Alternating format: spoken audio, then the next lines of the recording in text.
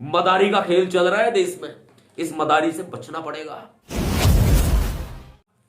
मुसलमान आवाज उठाए तो पाकिस्तानी, भीम सैनिक आवाज उठाए तो नक्सलवादी, खालसा आवाज उठाए तो खालिस्तानी, पश्चिम बंगाल के लोग आवाज उठाए तो बांग्लादेशी। भाई वाह, तुम्हारे जड़ा है सोना, तुम ही बनोगे देशभक्त। शूद्रों के बारे में जानती नहीं है अभी, गाजर मूली की तरह काट देंगे काट। समझ में आई बात? साध्वी प्रज्ञा ठाकुर आतंकवादी, आतंकवादी नहीं, प्रज्ञा ठाकुर ठा तो निकल गई, कुरकुर रह गई है, गाजर मूली की तरह काट देंगे काट। समझ गई? औकात में रह गए बोला कर। क्या कह रही है, क्या बोल रही है? ब्राह्मण को ब्राह्मण कहे तो बुरा नहीं मानते, क्षत्रिय को क्षत्रिय कह दे बुरा नहीं मानते, वैश्य को वैश्य कह दे बुरा नहीं मानते, शूद्र को शूद्र कह दे तो बुरा मान जाते हैं। और भैया प्रज्ञा ठाकुर, मालेगांव बम विस्फोट किया होगा, मुर्गा छाप बम तुम्हारे पिछवाड़े में लगा के अगर तिल्ली लगा दूं ना, फुदकती फिरेगी। इसलिए शूद्रों से बच के रहना। पीछे से हिट करके वार करने वाले ये बुजदिल, ये नामर्द, ये नपुंसक लोग, ये क्या हमारा सामना करेंगे? इनकी औकात नहीं है। क्योंकि पता है, देश का 85% मूल निवासी बहुजन समाज अगर पेशाब भी कर देना तो ये 15% उस पेशाब में बह जाएंगे। मनुवादियों, तटपुंजीय मनुवादियों, नवाब सतपाल तंवर को जिंदा देखकर बड़े आंसू रो रहे होंगे आप लोग। बेटा, नवाब सतपाल तंवर को मारना इतना आसान नहीं है। ये एक हमला नहीं है कोई। अभी तो 2 दिन लगातार हमले हुए, रोड एक्सीडेंट के माध्यम से मारने की कोशिश की गई। इसके बाद जो है स्कॉर्पियो गाड़ी में, जिस पर कोई नंबर नहीं था, नंबर प्लेट नहीं थी, फिर जो है हथियारों से, लाठी डंडों से लैस होकर के, तलवारों से लैस होकर के फिर मारने की कोशिश की गई। के साथियों, मिशन जो है बाबा साहब अंबेडकर जी का, वो हमें पीछे नहीं जाने देना है। अगर हम डॉक्टर अंबेडकर जी के मिशन को आगे ना बढ़ा सकें तो हम उसको पीछे भी ना जाने दें। बाबा साहब अंबेडकर जी के द्वारा कही गई बातें ही हैं कि उनके मिशन को अगर हम आगे नहीं लेके जा सकते ना, तो उनके मिशन को पीछे नहीं जाने देना है। यह एक बहुत बड़ा और अहम सवाल है आज हमारे समाज के सामने, हमारे सामने, कि आजाद भारत में, देश का संविधान होने के बावजूद भी आज भी ये जो 85% मूल निवासी हैं आज भी पिछड़े हुए हैं। चाहे वो शैक्षणिक तौर पर लगा लीजिए, चाहे वो आर्थिक तौर पर लगा लीजिए, चाहे वो जातीय तौर पर लगा लीजिए। बहुत बुरी कंडीशन है, बहुत बुरे हालात है। सबसे पहले मैं उन सभी साथियों का धन्यवाद व्यक्त करता हूं, तहे दिल से आभार प्रकट करता हूं। आपका प्यार मिला, आपका सहयोग मिला, आपका साथ मिला। जिस तरह की घटना मेरे साथ घटित हुई, 2 दिन में 2 एक्सीडेंट कराए गए। एक उत्तर प्रदेश में जिसमें कि मामूली चोट आई, और दूसरे ही दिन गुड़गांव आने के बाद यूपी में जब मैं अपनी गाड़ी से था, इस बात पर रखना जरूरी है बहुत, जब मैं अपनी गाड़ी से था तो गाड़ी को बहुत बुरे तरीके से हिट किया गया, और जो मौजूद जो लोग थे उन्होंने आवाज भी लगाई। जिस तरह की सिचुएशन वहां थी उस वक्त, वो आधी रात का जो है वो वक्त था, बहुत सिचुएशन टाइट और बहुत ही माहौल जिस तरह का उस समय बन चुका था कि हाँ, जान से मारने के इरादे से मनुवादी लोग जो है वो आए हैं। दूसरे दिन गाड़ी पूरी तरह डैमेज हो गई। दूसरे दिन मैं गुड़गांव में अन्य किसी वाहन से मैं पहुंचा था, और जब मैं वाहन से अन्य किसी से पहुंच गया, फिर इसके बाद मैं किसी अन्य कार्य के लिए मैं बाइक से जा रहा था, उस वक्त पीछे से हिट किया गया और हाथ में पैरों में चोट आई, चेहरे पर और सर में जो है वो मामूली चोटें आई। जैसे ही कोई स्कॉर्पियो गाड़ी थी जिस पे कोई नंबर नहीं था, वो गाड़ी रुकी और उसमें से 2-3 बंदे निकले जो बदमाश थे, गुंडे थे।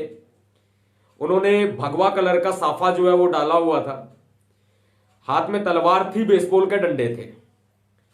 लेकिन वहां भीड़ जो इकट्ठी थी, उन्होंने उनको पकड़ने की कोशिश की, दबोचने की कोशिश की, तो वे लोग जय श्री राम का नारा लगाते हुए भाग खड़े हुए। आप समझिए, जय श्री राम का नारा लगाते हुए वे लोग भाग खड़े हुए। पुलिस में मामला पहुंच चुका है, लेकिन पुलिस भी इनकी है, सरकार भी इनकी है। करना क्या होगा जो आज तक इन्होंने नहीं किया, और ये अब भी कुछ नहीं करेंगे। इनके वही हालात हैं जो मैं आपके सामने बयान नहीं कर सकता। जो दृश्य उस वक्त था, मेरे हाथ में, कोहनी में और पैरों में जो है वो काफी गंभीर चोटें लगी हुई हैं। लेकिन ये चोटें तो ठीक हो जाएंगी, लेकिन जो दिल के अंदर चोट लगी है ना, सबसे बड़ी चोट वो है जो आज बहुजन समाज को जिस पीड़ा का सामना करना पड़ रहा है, आज बहुजन समाज को जिस दर्द का, जिस उत्पीड़न का सामना करना पड़ रहा है, वो दिल में लगी हुई चोटें हैं। वो कभी ठीक नहीं हो सकती। ये चोटें तो ठीक हो जाएगी। और हां, मनुवादियों, तटपुंजीय मनुवादियों, नवाब सतपाल तंवर को जिंदा देखकर बड़े आंसू रो रहे होंगे आप लोग। बेटा, नवाब सतपाल तंवर को मारना इतना आसान नहीं है। जिस नवाब सतपाल तंवर को प्यार करने वाले बहुजन समाज के करोड़ों लोग हैं जो आज मुझे देख भी रहे हैं, मैं सभी साथियों का जितना आपका प्यार मिला, आपके प्यार का कर्जदान हूं, आपके प्यार का कर्जवान हूं मेरे साथियों। एक स्तंभ बाबा साहब अंबेडकर जी ने जो खड़ा किया है ना, जो एक पिलर खड़ा किया है देश के अंदर, अंबेडकरवाद का, उस अंबेडकरवाद की शान है आप लोग, और उस शान को बरकरार रखेंगे हम सभी मिलजुल करके। मैं आपका तहे दिल से शुक्रिया अदा कर सकता हूं, लेकिन मैं आपके प्यार का मोल नहीं लगा सकता। मैं आपके प्यार को बांट नहीं सकता। मैं आपके प्यार को तराजू में तोल नहीं सकता। I love you all my friends. I love you my Bahujan समाज। I love you my Bahujan society. I love you to all my friends, all my brothers, all my sisters, all my friends. I love you too and I love you. हम बहुत प्यार करते हैं आपको, और आप भी अपने भैया जी को बेहनता प्यार करते हैं। ये देखा है वक्त वक्त पर। ये एक हमला नहीं है कोई। अभी तो 2 दिन लगातार हमले हुए, रोड एक्सीडेंट के माध्यम से मारने की कोशिश की गई। इसके बाद जो है स्कॉर्पियो गाड़ी में, जिस पर कोई नंबर नहीं था, नंबर प्लेट नहीं थी, फिर जो है हथियारों से, लाठी डंडों से लैस होकर के, तलवारों से लैस होकर के फिर मारने की कोशिश की गई। जब तक जिंदा हूं, मनुवाद के खिलाफ यूं ही धारता रहूंगा। और जितने भी संगठन के साथियों ने इस दुख की घड़ी में, ये दुख की घड़ी ही है, मेरा साथ दिया, मैं उनका तहे दिल से आभार प्रकट करता हूं। सभी भीम सैनिकों का आभार प्रकट करता हूं। धीरे धीरे ठीक हो जाएंगे, ठीक हो जाएगा। लेकिन मुद्दे की बातों पे आते हैं साथियों, बहुत जरूरी है, क्योंकि हम लोग कभी हार तो मानने वाले हैं नहीं। ये जो नारंगी संतरे हैं ना, इनको पकड़ के, निचोड़ के, इनका रस जो है ना वो निकालने की जरूरत है। जरूरत है। शेयर ठोको इसी बात पर। इसी बात पर सभी साथियों से मैं रिपीट करता हूं बात, शेयर ठोकिए अपनी टाइमलाइन पर भी और सारे ग्रुपों में भी। यह उन गुंडों तक भी बात जानी चाहिए, उन मनुवादी आतंकवादियों तक भी बात जानी चाहिए कि यह दाड़ने वाला नवाब सतपाल तंवर किसी के बाप से डरता नहीं है। यह नवाब सतपाल तंवर बाबा साहब अंबेडकर जी का बच्चा है। यह किसी के बाप से नहीं डरता। और हां, आप लोग कितनी औलादे पैदा कर लेना, ऐसी ऐसी औलादे जो नारा लगाएंगी हमला करके जय श्री राम का, और फिर रफू चक्कर हो जाएंगी, पीछे से हिट करके वार करने वाले ये बुजदिल, ये नामर्द, ये नपुंसक लोग, ये क्या हमारा सामना करेंगे? इनकी औकात नहीं है, क्योंकि पता है देश का 85% मूल निवासी बहुजन समाज अगर पेशाब भी कर देना तो ये 15% उस पेशाब में बह जाएंगे। अगर बहुजन समाज मूत भी दे, देसी भाषा में बोल रहा हूं, अगर बहुजन समाज अगर मूत भी देना इकट्ठा होके 85%, तो ये मनुवादी 15% जो है ये उस मूत में बह जाएंगे। जो गाय का मूत पी के अपना गुजारा करते हैं, जो गाय का गोबर खा के अपना गुजारा करते हैं। और हां, मदारी ने झुनझुना पकड़ा दिया, मदारी ने झुनझुना पकड़ाया है। नया संसद भवन बनेगा, बाबा साहब अंबेडकर की प्रतिमा उसमें नहीं लगेगी। एक न्यूज़पेपर की कटिंग जो है वो वायरल हो रही है कि बाबा साहब अंबेडकर जी की प्रतिमा नए संसद भवन में नहीं लगाई जाएगी। भाई शेयर करो, बड़ी बात करूंगा। मदारी है मदारी, मदारी का काम है डमरू बजाना, और आप लोगों के हाथ में पकड़ा दिया झुनझुना। ये बंदा मदारी जो है ना, मदारी, ये भारत की संसद को बेचने जा रहा है। नई संसद भवन का शिलान्यास रखा, सुप्रीम कोर्ट में मामला पेंडिंग है। सुप्रीम कोर्ट ने कहा आप सिर्फ आधारशिला रख लीजिए। अरे स्वयंभू मीलोड्स, बार बार कहता हूं मैं, अपनी मर्जी के मीलोड्स, अपनी मर्जी के खुद के खुदा, खुद के भगवान, सुप्रीम कोर्ट के जस्टिस ये कहते हैं कि निर्माण कार्य चालू नहीं करोगे, आप सिर्फ आधारशिला रख लेना। अरे एक बात बताओ, आधारशिला रख दी तो फिर निर्माण में क्या कसर रह गई? भाई आज नहीं कल तो तुम वो भी आदेश पारित कर दोगे, क्या कसर रह जाएगी? बताओगे मुझे सुप्रीम कोर्ट के जजों?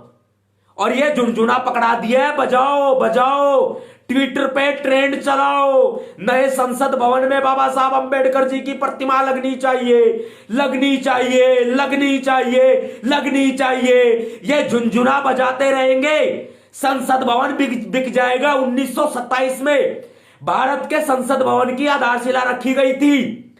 आपको बता देते हैं 18 जनवरी 1927 को भारत के संसद भवन को बने हुए मात्र 92 ईयर्स हुए हैं, मात्र 92 साल। अमेरिका का संसद भवन उससे पुराना है। अमेरिका कहीं ज्यादा आगे है भारत से।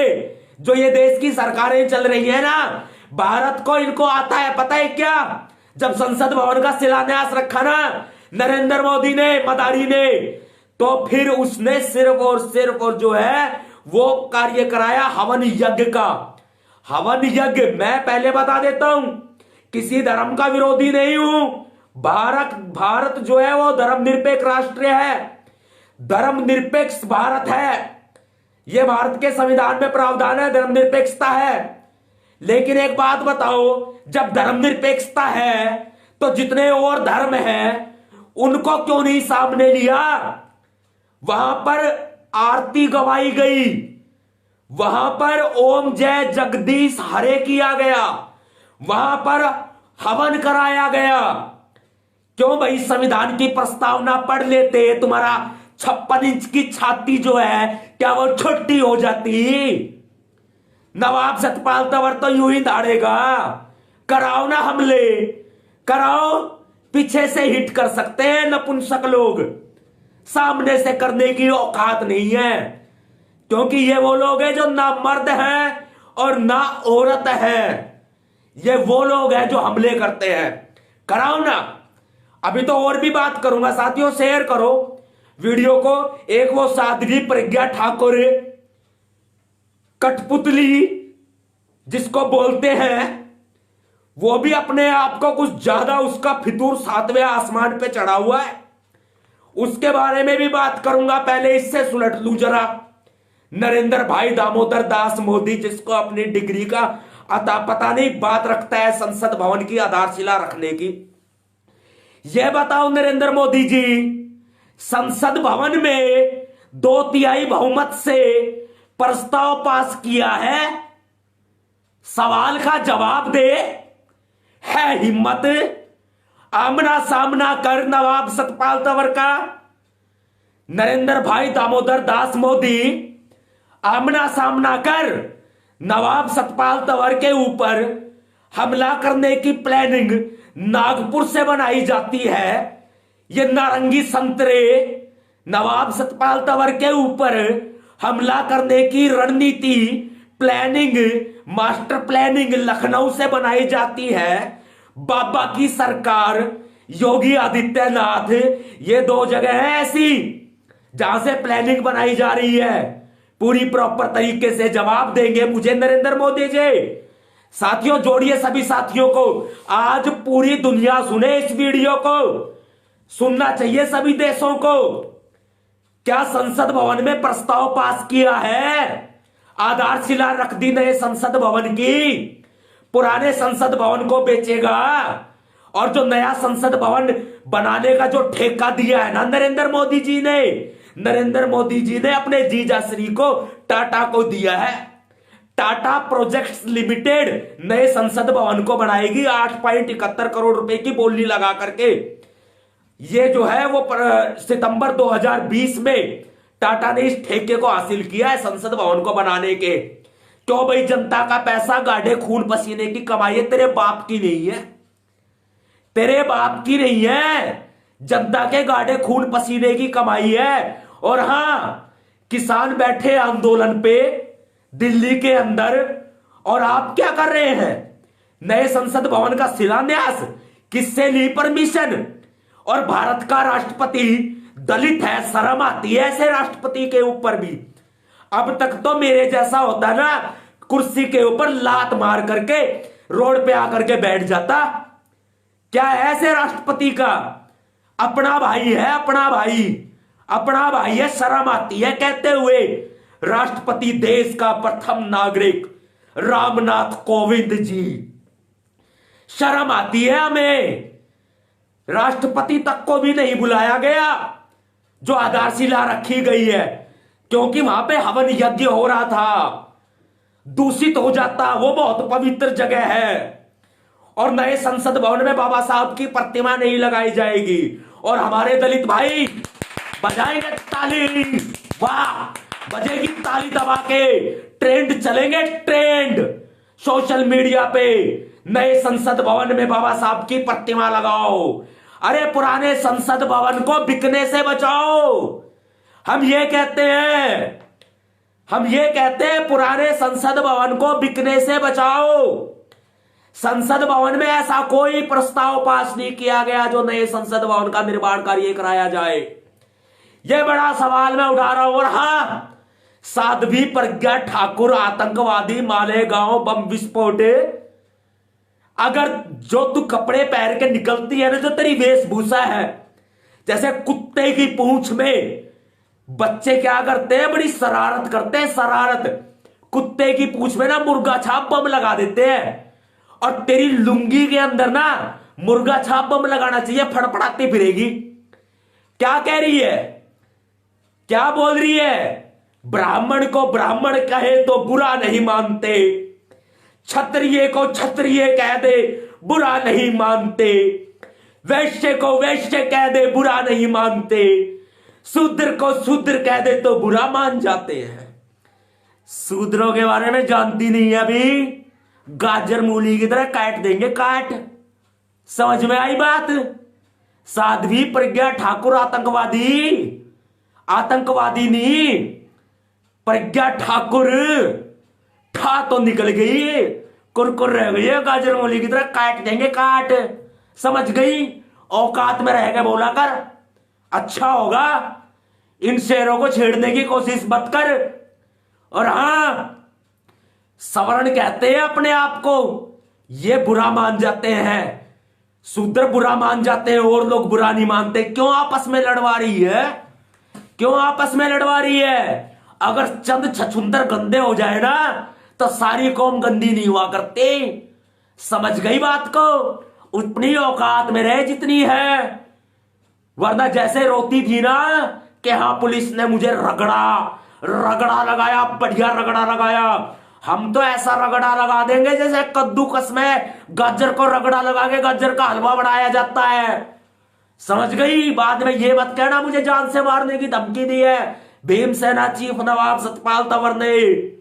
ये मत कहना बाद में, इसलिए हमें छेड़ने की जरूरत मत कर, कोशिश मत कर। और हाँ मोदी साहब, क्या है खेल तुम्हारा ये मदारी वाला डमरू? क्या खेल है तुम्हारा ये?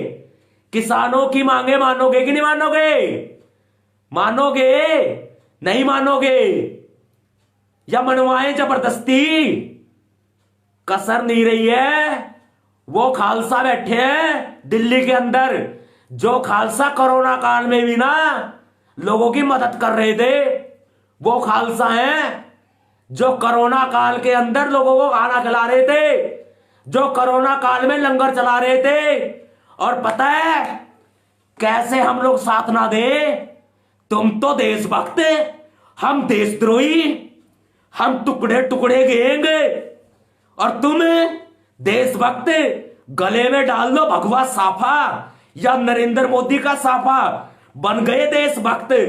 बाकी तो सब देशद्रोही हैं। तुम ही हो सबसे बड़े देशभक्त।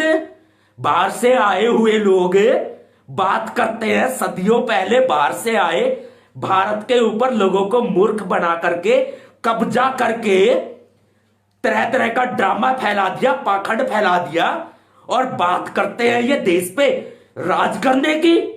क्या हिंदू राष्ट्र बनाओगे तुम? देश को बनाने नहीं देंगे। हिंदू राष्ट्र है ये देश संविधान से चलता है और संविधान से ही चलेगा।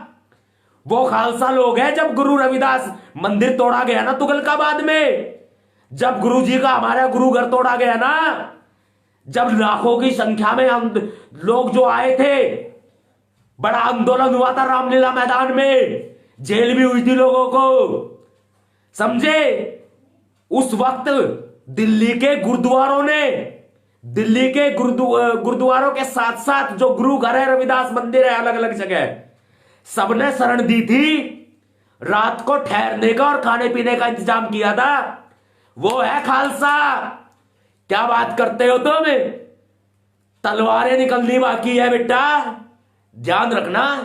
मोदी साहब, ये जो तुम बार बार ये प्रोपेगेंडा चला रहे हो ना, खालिस्तानी, आतंकवादी, ये वादी, वो वादी, तुम क्या हो बे? मनुवादी। मनुवादी तो सबसे बड़ा आतंकवादी होता है, गुंडा होता है, बदमाश होता है, बताना।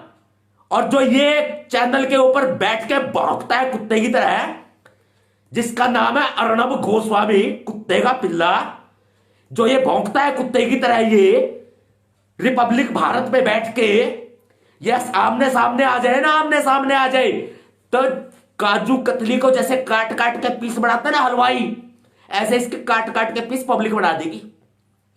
जिस तरह का ड्रामा इसने खड़ा कर रखा है, इसकी औकात तो है नहीं दो कौड़ी भर की। ये बात करता है, पूछता है भारत, पूछता है भारत, भारत स्टूडियो से, फिर पूछेगा भारत तेरे से क्या होता है। स्टूडियो से बाहर आ। और एक ये सुधीर चौधरी जी न्यूज में बैठ के, जी न्यूज के स्टूडियो में बैठ के खालिस्तान की बात करता है, सरजील इमाम की बात करता है, उमर खालिद की बात करता है। क्यों बे? इंसान नहीं है क्या वो? कोर्ट ने उनको आरोपी साबित कर दिया क्या? या तुम बनोगे अदालत? बैठ के टीवी के अंदर अदालत जोड़ेंगे ये? तुम बनोगे क्या कोर्ट? तुम करोगे फैसला किसी की जिंदगी का, कौन आतंकवादी और कौन नहीं है? देश की अदालत है ना फैसला करने के लिए। तुम कौन होते हो बे? हो कौन तुम? किस खेत की मुनी हो तुम?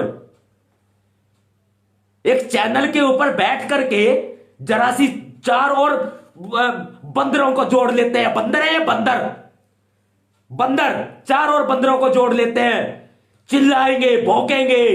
सबसे बड़ी डिबेट जैसे सबसे बड़ी अदालत इन्हीं की बैठ गई हो ना। तुम करोगे साबित किसी को? किसी की जिंदगी खराब करते हो तुम लोग, बताते हो आतंकवादी। आरोपी तो लगे हैं ना, आतंकवादी साबित तो नहीं हुए ना। ऐसे केस हमारे ऊपर भी दर्ज है। तू बोल देना, बोल के तो दिखा, फिर बताते हैं तेरे को। बेटा बहुजन मूल निवासी है, संभल के रहना। जिस दिन हत्ते चढ़ गए ना, उस दिन तो सिस्टम खराब कर देंगे। भीम सैनिकों के हत्थे मत चढ़ जाना अर्णब गोस्वामी और सुधीर चौधरी जी न्यूज। भीम सैनिकों के हत्थे मत चढ़ जाना। अरे वो दीपक चौरसिया न्यूज नेशन में है, एक अमीश देवगन, बेटे हत्थे मत चढ़ जाना भीमसेना के, वरना चटनी बना देंगे। पत्थर पर रगड़ते रहे चटनी टमाटर की, ऐसे चटनी बना देंगे तुम्हारी। देश में इन्होंने एक ऐसा सिस्टम पैदा कर दिया है, अगर आप आरएसएस में है तो आप देशभक्त है, आप बीजेपी में है तो आप देशभक्त है, वरना आप देशद्रोही है। मैं भी देशद्रोही हूं, आप भी देशद्रोही है, सारे देशद्रोही है भाई। सबसे बड़े देशभक्त ये बीजेपी वाले और ये आरएसएस वाले, इनसे अपनी चड्डी संभलती नहीं। जो चड्डी पहन के घूमते हैं खाकी कलर की, ये इनसे अपनी चड्डी तो संभलती है नहीं। और ये बात करते हैं देश की, देशभक्त होने के। ये बाहर से आए हुए शरणार्थी लोग हैं ये, समझे आप। और ना खालसाओं के भिड़ जाना, ना भीम सैनिकों के भिड़ जाना, ना मुसलमानों के भिड़ना। मुसलमान आवाज उठाए तो पाकिस्तानी, भीम सैनिक आवाज उठाए तो नक्सलवादी, खालसा आवाज उठाए तो खालिस्तानी, पश्चिम बंगाल के लोग आवाज उठाए तो बांग्लादेशी। भाई वाह, तुम्हारे जड़ा है सोना, तुम ही बनोगे देशभक्त। देते हैं तुम्हें देशभक्त का तमगा, एड़ियों पे रगड़े जाओ। अगर ये देश के संविधान ने हमें अधिकार दे रखे हैं और देश के संविधान ने ही हमें मजबूर कर रखा है, ना तो इन लोगों को जो ये मनुवादी लोग हैं, इनको तो हम वो हाल कर दे इनका। देश के संविधान ने हाथ पकड़ रखे हमारे, लेकिन देश का संविधान हमें और भी बहुत इजाजत देता है। इसलिए बेटा भिड़ ना जाना। और भैया प्रज्ञा ठाकुर, मालेगांव बम विस्फोट किया होगा, मुर्गा छाप बम तुम्हारे पिछवाड़े में लगा के अगर तिल्ली लगा दूं ना, फुदकती फिरेगी। इसलिए सूद्रों से बच के रहना। और हां, राजस्थान के मेरे साथी बहुत सारे जुड़े हुए होंगे भाई, यूं तो पूरा देश जुड़ा हुआ, पूरी दुनिया जुड़ी हुई है। जालोर के एलाना में एक सरकारी स्कूल के बाहर बोर्ड लगा हुआ था, खेल का मैदान बाबा साहब डॉक्टर अंबेडकर जी के नाम पे है वो खेल का मैदान। डॉक्टर अंबेडकर जो नाम लिखा हुआ था उसके ऊपर लाल रंग फेर दिया गया और उस पर जो है आंदोलन की घोषणा भी की गई भीमसेना के द्वारा। हमारे भाई राजस्थान के प्रदेश प्रभारी हैं गोपाल परमार जी, भीमसेना के प्रदेश प्रभारी हैं, और राजस्थान के प्रदेश अध्यक्ष है पीएल कटारिया साहब और जालोर के साथी। उन्होंने ऐलान किया कि हम लोग आंदोलन करेंगे, वरना इस बोर्ड को लगाया जाए, वरना दोबारा हम बोर्ड लगाएंगे। सरकार ने नहीं सुनी भाई, प्रशासन ने नहीं सुनी। फिर बाद में उन्होंने एसडीएम साहब से बात की तो एसडीएम साहब ने आश्वासन दिया कि हम लोग जो है वो 1 महीने का हमें समय दो, हम कार्रवाई भी करेंगे और बोर्ड भी लगाएंगे। 1 महीना पूरा होने को है, फिर भी समय बचा है, टाइम बहुत दे दिया।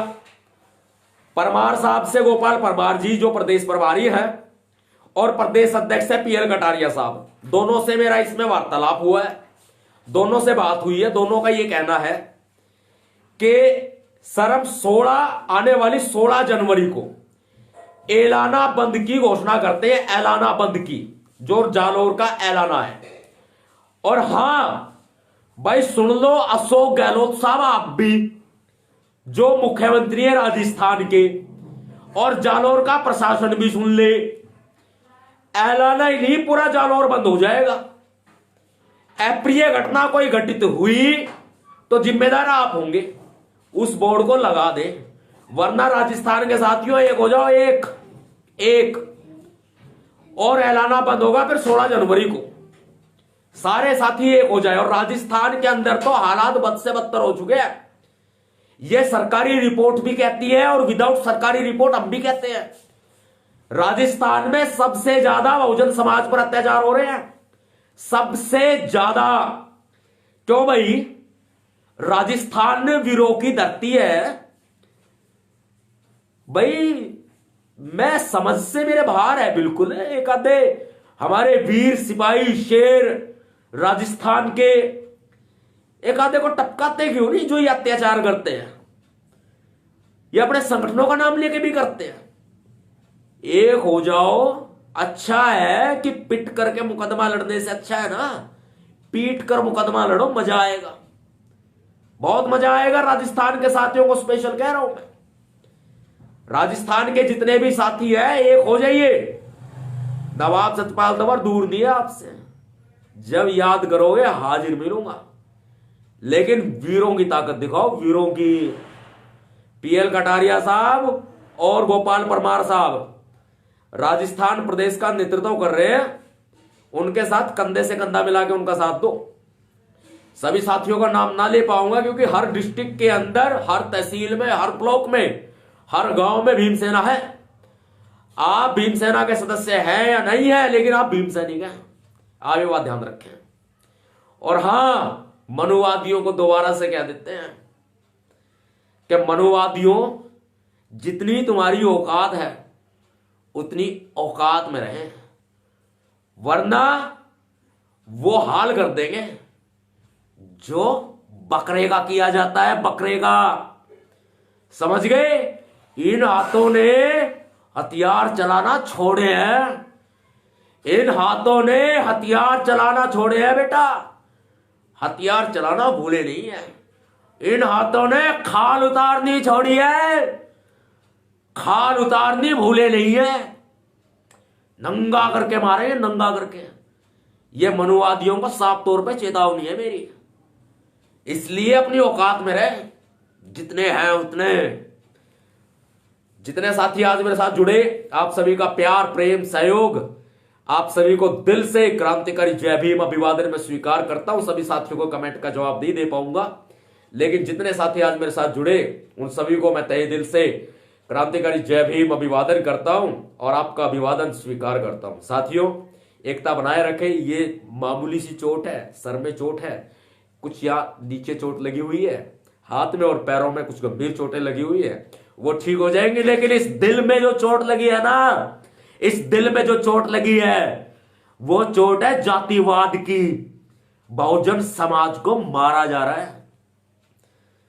वो चोट जब ठीक होगी, जब मेरा बहुजन समाज एक हो जाएगा, वो चोट जब उभरेगी। इस दिल में बहुत गहरी चोट लगी है, बहुत गहरी। समाज को हुक्मरान जब तक ना बना दूं ना, तब तक हम लोग खामोश बैठने वाले नहीं है। और हां, शेर तो यूं ही धाड़ेगा, किसी के बाप से नहीं डरता, जो उखाड़ना उखाड़ ले। जय भीम, जय भारत, नीला सलाम, जय संविधान, भीमसेना जिंदाबाद। और साथियों, संविधान बचाने की तरफ कदम बढ़ाइए। मदारी का खेल चल रहा है देश में, इस मदारी से बचना पड़ेगा। जय Bhim, like, share and comment.